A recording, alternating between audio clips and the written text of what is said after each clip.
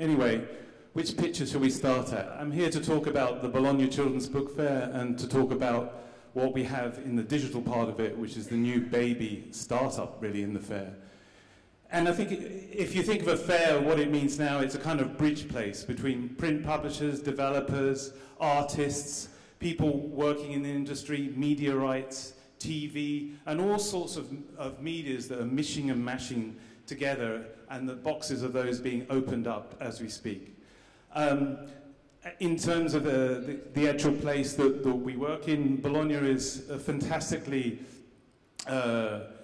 diverse place in terms of the people that actually are there, and also the flavors and tastes that you can get from such a city. I should be on the tomatoes and cheese picture, but I'm still on Williamsburg Bridge, which was the bridge thing I was meant to speak about a few minutes ago. So I'll give you 8 more seconds on Williamsburg Bridge. But I think what you'll see, and from many of the friends that have come to the Bologna Children's Book Fair, you'll see that they connect there with all the different medias and all the different artists that are around in this industry. And visual impressiveness, visual quality is so important. So one other note on the previous slide, we don't do sandwiches, we do delightful, tasty food. There's an example here of a new startup company who's come to Bologna for the first time, and they were part of the Italian collective pavilion, where 4 or 5 developers got together and they showed their wares together.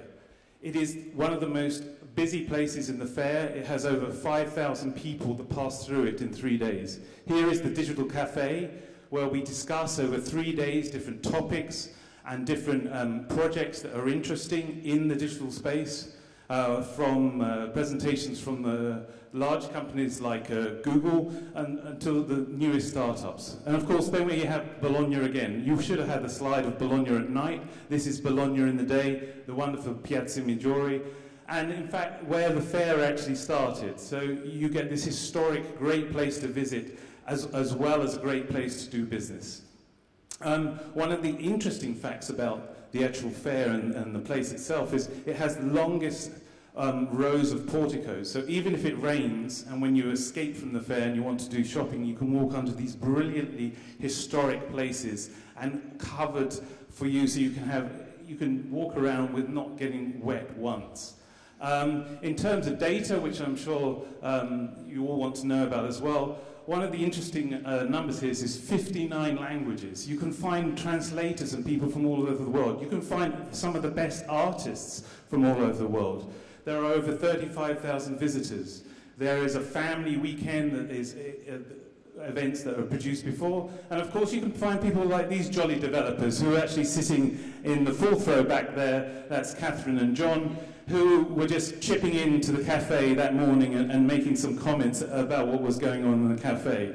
So it's great to see this community just joining in a casual way, but also all doing business together. You have a fantastic catalogue of artists who work there. If you were to look at the illustrators exhibition, you see the new young artists coming out. They are picked by experts from across the illustration world, and the catalogue is supreme. And every year you can find the new young stars that are coming out. So if you're looking for great visuals, you can find them in Bologna. And here, one of the first exhibitions I've really seen of digital work.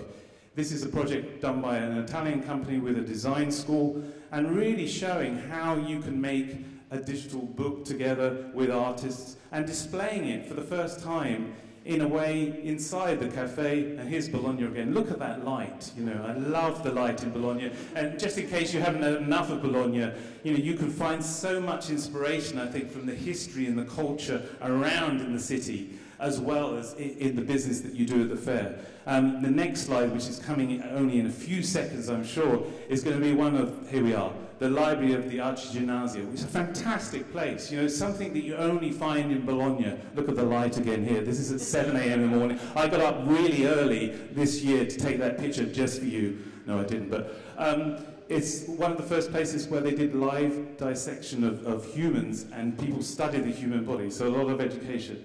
And here, back to the fair, here we are with developers doing what they do best, showing people what they do, connecting with the publishers, connecting with the different medias, and actually showing for the first time what they're doing in this space and talking to people in a real physical space. Because Bologna is all about the physical.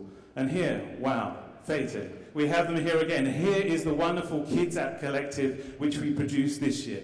It's a shared stand. I think we had 6 partners drawn together by the wonderful Verena in the front, and we were delighted of the way this went down. It was the buzzy place of the digital area.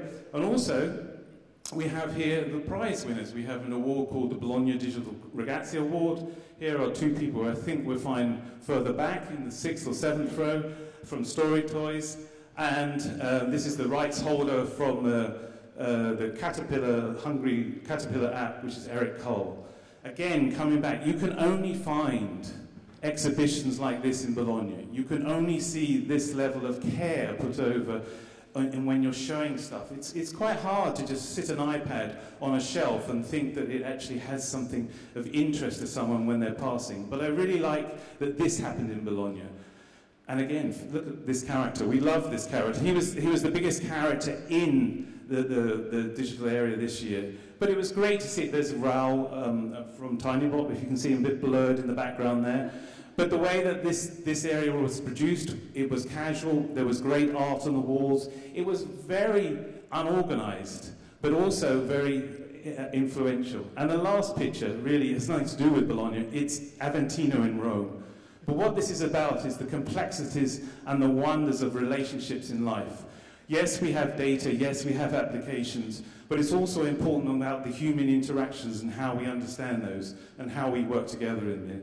And if you're interested to come to the fair, here are my contacts, and there will be a special offer which will release soon for the attendees of this fair, of this conference, to come to the Bologna 2016 event. Thank you very much.